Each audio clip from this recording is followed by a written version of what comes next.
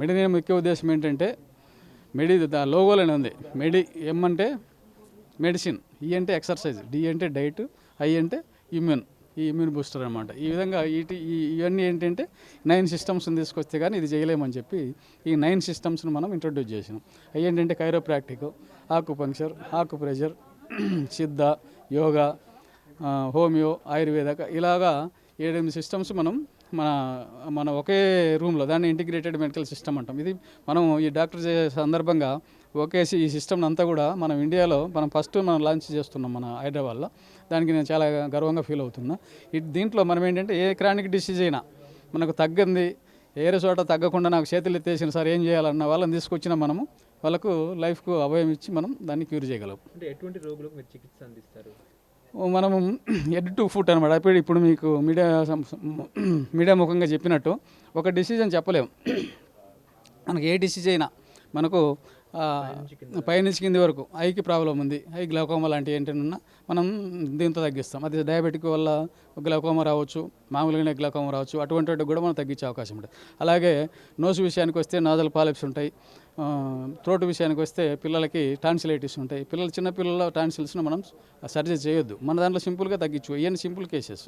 మన క్రానిక్ చెప్పాం కదా, మెడ సర్వికల్ స్పాండిలోసిస్ కానీ లంబార్ స్పాండిలోసిస్ కావచ్చు, ఇంకా కొన్ని నర్వ్స్ డ్యామేజ్ అయ్యి ఉంటాయి. నర్వ్స్ డ్యామేజ్ అయ్యి నడవలేని పరిస్థితిలో పారాలసిస్, బెల్స్ పాలసీ, ఇటువంటి కేసులు కూడా మనము చాలా వరకు బెల్స్ పాలసీ అనేది సింపుల్గా తగ్గించేస్తాం. పారాలసిస్ అంటే వాడికి సంవత్సరం 1.5 ఇయర్ లోపు వచ్చిన వాళ్ళకైతే త్వరగా తగ్గుద్ది. ఏదో 5 or 6 years అంటే మనం టైం టేకన్ అనమాట. కాకపోతే 78 years వాళ్ళకి మనం చేయలేము. వాళ్ళకి ఆల్రెడీ బ్రెయిన్లో ఏదో ప్రాబ్లం ఉండొచ్చు.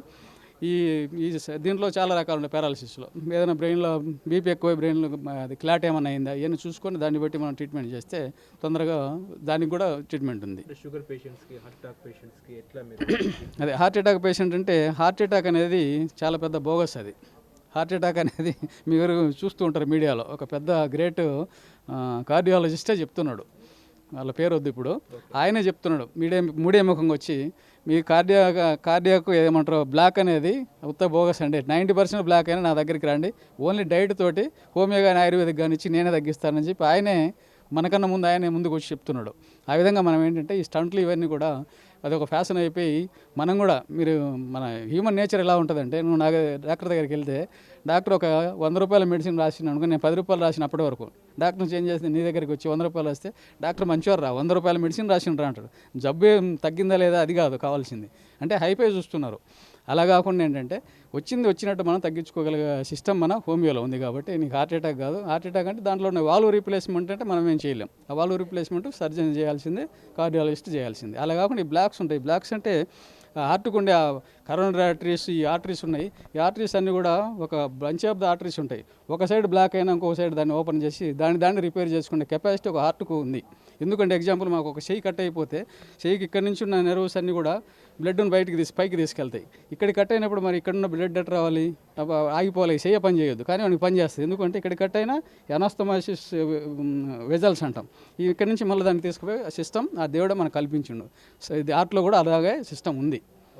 ఇప్పుడు మెడిసిన్ బ్రాంచెస్ అనేవి కేవలం హైదరాబాద్కి పరిమితమయ్యే అవకాశం ఉందా, లేకపోతే 2 తెలుగు రాష్ట్రాలు విస్తరించే అవకాశం ఉందా? మంచిగా వచ్చాను సార్. ఇది 2 తెలుగు రాష్ట్రాల్లో ఒక 5-6 monthsలోనే చాలా వరకు మనం విస్తరించే అవకాశం ఉంది. ఫస్ట్ హైదరాబాద్లో స్టార్ట్ చేసినాం. తెలంగాణలో ఇంకొక 3-4 బ్రాంచెస్ అయిన తర్వాత ఒక 3rd, 4th monthలో ఆంధ్రాకి వెళ్ళిపోతాం. ఆంధ్రాలో కూడా స్టార్ట్ చేయాలని చెప్పి మనం ఒక సంకల్పంతో ఉన్నాం. ప్రస్తుతం నెక్స్ట్ మంతే మనకు కరీంనగర్ ప్లస్ సిద్దిపేట వచ్చే అవకాశం ఉంది sir. So homeopathy, allopathy, naturopathy మీద రోగులకు ఎటువంటి అవేర్నెస్ తీసుకొచ్చే అవకాశం ఉంది? అది ఇప్పుడు చెప్పినట్టు అల్లోపతి అంటే ఆల్రెడీ ఫెడప్ అయి ఉంటారు వాడి ఆ డాక్టర్సే మీకు చెప్పడం ఏంటంటే, ఆ డాక్టర్సే మనకు పేషెంట్స్ ఉన్నారు. వాళ్ళ పిల్లల్నే మన దగ్గరికి పంపిస్తున్నారు. అంటే మన ఫ్యామిలీ ఫ్రెండ్స్ లాగా ఉన్న డాక్టర్స్ బయటకు చెప్పరు కానీ వాళ్ళు, కాకపోతే కొందరు బయటపడి చెప్తూ ఉన్నారు. కొందరు అల్లోపతిస్ట్లే ప్రాక్టీస్ కూడా చేస్తున్నారు. అల్లోపతి వాళ్ళు కూడా ఆయుర్వేదిక్ హోమియోది ఇప్పుడు కూడా మనం రోడ్ నెంబర్ 1లో కొన్ని హాస్పిటల్స్ ఉన్నాయి, వాటిలో కూడా చేస్తూ ఉన్నారు. అది కూడా మీ దృష్టికి వచ్చి ఉంటుంది.